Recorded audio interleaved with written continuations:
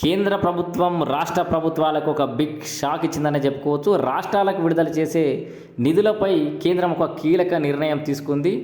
జనరల్గా అన్ని రాష్ట్ర ప్రభుత్వాలు కేంద్ర ప్రభుత్వం ఇచ్చే నిధులను ఇతర పథకాల కోసం వినియోగిస్తూ ఉంటాయి. సో ఈ నేపథ్యంలో వీటన్నింటినీ పరిగణలోకి తీసుకున్న కేంద్ర ప్రభుత్వం ఇక నుండి అలా జరగకూడదని, వారు రూపొందించినటువంటి పథకాలు కేంద్ర ప్రభుత్వం పెట్టుకున్నటువంటి లక్ష్యాలకు అనుగుణంగానే ఈ నిధులు ఖర్చు కావాలనే ఉద్దేశంతో ఒక షరతునైతే పెట్టబోతోంది.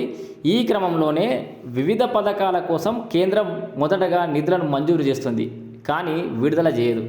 సో ఆ నిధులను ఖర్చు చేశాక రాష్ట్రాలు పంపించే యూటిలైజేషన్ సర్టిఫికేట్, అంటే ముందుగా కేంద్ర ప్రభుత్వం మంజూరు చేస్తుంది కానీ విడుదల చేయదు. రాష్ట్రాల వాటా వాళ్ళు ఖర్చు చేసిన తర్వాత వారు ఒక యూటిలైజేషన్ సర్టిఫికేట్ యూసీ సమర్పించిన తర్వాతనే మిగతా నిధులను కేంద్ర ప్రభుత్వం విడుదల చేయాలని ఒక షరతునైతే విధించింది. సో కేంద్రంలోని మోడీ ప్రధాని అయ్యాక ప్రభుత్వ పథకాలు నిధుల వినియోగంలో క్రమక్రమంగా అనేక సంస్కరణలు అయితే తీసుకొచ్చిన సంగతి తెలిసిందే. సో క్షేత్రస్థాయిలో పథకాలు అమలు అయ్యాకనే ఈ నిధులను విడుదల చేయాలని అయితే కేంద్ర ప్రభుత్వం నిర్ణయించింది. కొంతకాలం క్రితం వరకు కేంద్రం నిధులను మంజూరు చేసిన తర్వాత రాష్ట్రం తన నిధులను అకౌంట్లో జమ చేసేది, అనంతరం కేంద్ర నిధులను విడుదల చేసేది. దీంతో కేంద్ర రాష్ట్ర సంయుక్త నిధులను కలిపి ఒకేసారి పథకాల వినియోగం కోసం ఖర్చు చేసేవారు.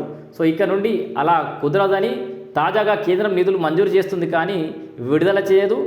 రాష్ట్రం తన వాటా నిధులను ఖర్చు చేసి యూటిలైజేషన్ సర్టిఫికేట్ సమర్పించిన తర్వాతనే కేంద్రం తన వంతు వాటా నిధులను విడుదల చేయాలని అయితే నిర్ణయించింది. సో ఇలా చేయడం వలన కేంద్రం రూపొందించిన పథకాలు క్షేత్రస్థాయిలో అమలు అవుతున్నాయని, అవి ఆచరణలోనే ఉన్నాయని తెలిసాకే నిధులను విడుదల చేయాలని అయితే కేంద్ర ప్రభుత్వం నిర్ణయించింది. సో దీంతో కేంద్రం తన అనుకున్న లక్ష్యాలను నెరవేర్చుకునే విధంగానే ఆలోచన చేస్తున్నట్టుగా అయితే తెలుస్తోంది.